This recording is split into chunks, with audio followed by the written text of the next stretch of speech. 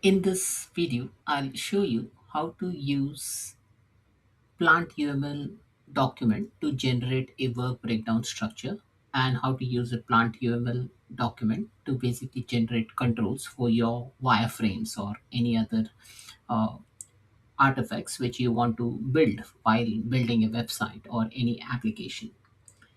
Now, to start with, PlantUML is an open source tool to create diagrams. It uses domain specific language to define the components and interaction. It's useful for diagrams like the software architecture, use case, etc. And then you can output the diagrams into PNG, SVG, and other formats. Now, I have opened Visual Studio Code. Now, I've installed an extension named as PlantUML, and I've started creating the PlantUML document within my system. Now, remember, you need to have Java installed in order for you to view the previewing of the PUML document. Now, just to give an example, like these are the some of the diagrams which we have created. Like as you see over here, I can show you the preview for other content as well. So there are like various documents. Now you can even create a mind map. Now I've created a mind map within the PML document. I'll show you the preview over here for the mind map. So let me show you the preview of mind map as well.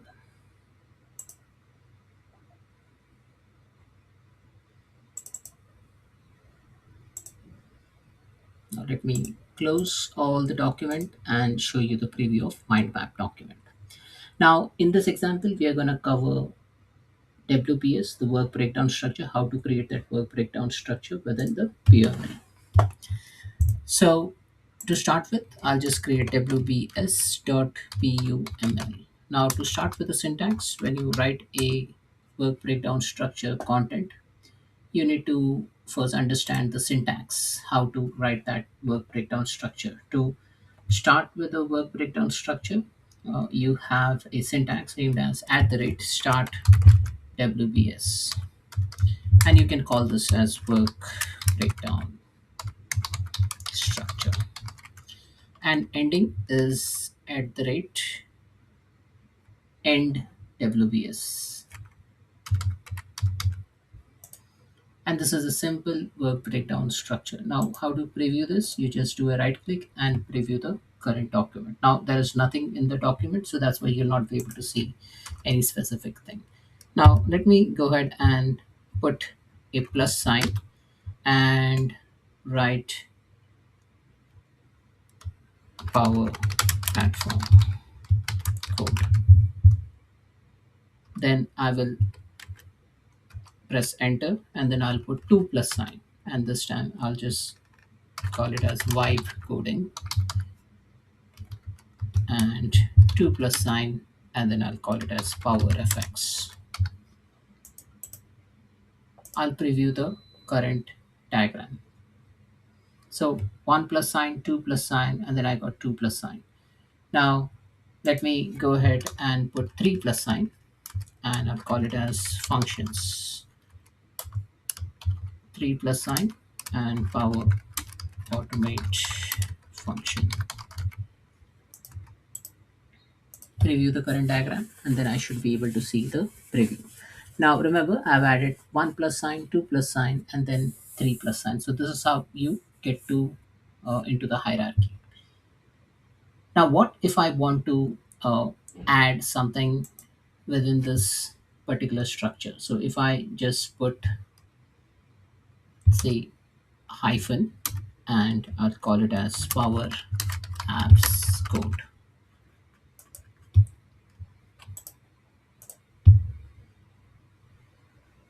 So instead of plus, I have put minus. Now it will not like the syntax. What I can do is, like, I can just remove this, and instead of power apps code at the top, I'll just put it over here, and instead of plus, I'll just put plus minus, save this, and preview the current diagram. Now it will generate. So it says power platform code at the top, vibe coding because there's 2 plus, power fx because there are 2 plus, and then power apps code to the left, and then I can go ahead and start extending this branch as well. So you can have, say, plus plus plus functions over here, and I'll just say minus minus minus, and maybe I'll just go say core components.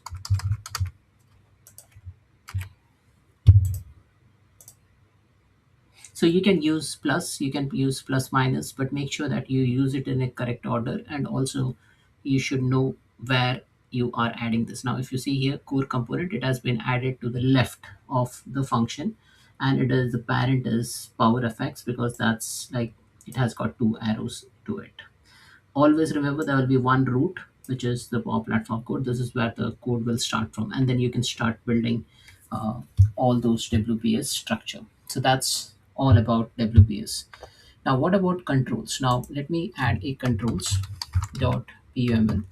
Now, if you want to render a control, again the syntax is a bit different. You may need to use something called as the at the rate start salt, and I'll call this as controls example at the rate end salt. Just do a right click and preview the current diagram. Now there's nothing in it, so maybe it might throw out an error. So I'll just write a, this is a simple text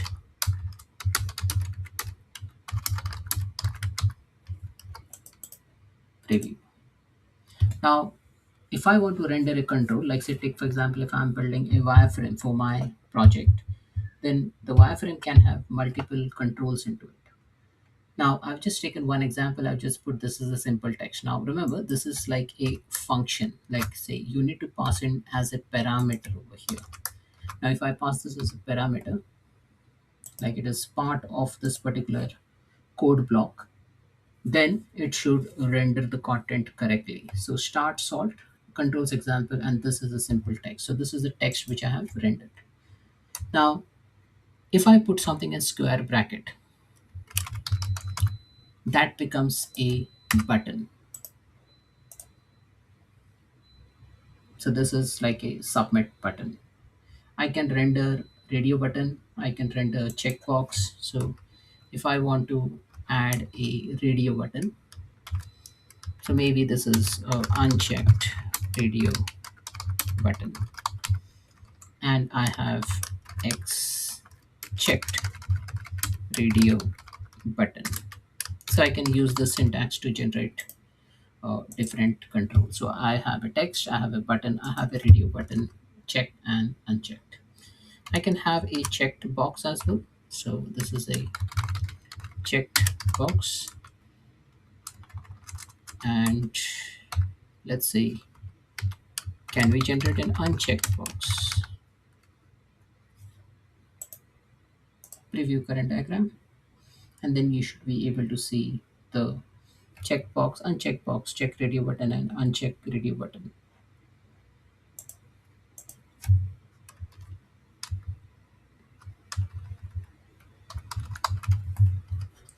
And then the other syntax which I can add is if I put something in double quotes, so then I'll say enter your first name. So if I put it in double quote, now this is different than this is a simple text. And if I put something in double quotes, it will ask for that input within that text box. So you'll see enter your first name. So that's how you get to see the control. So it is like an input control. And if you want to put something in a drop list, you put a caret sign and say this is drop list or a drop down, and then close the caret sign.